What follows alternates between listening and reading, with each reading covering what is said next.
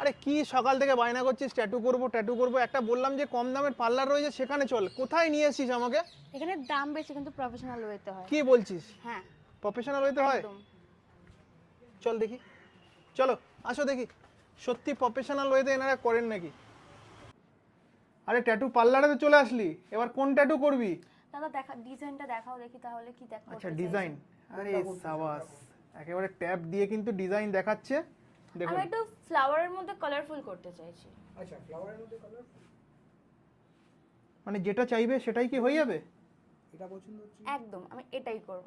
সাবাস, এটাই এসে যাবে একদম। স্টেনসিলটা যে তোলা হচ্ছে এটা প্রপার হাইজিন মেনটেন করে আমাদের তোলা হচ্ছে। বাহ দেখো এখন কিন্তু আর্টের টেন্সিলটা তুলছে দাদা, দেখো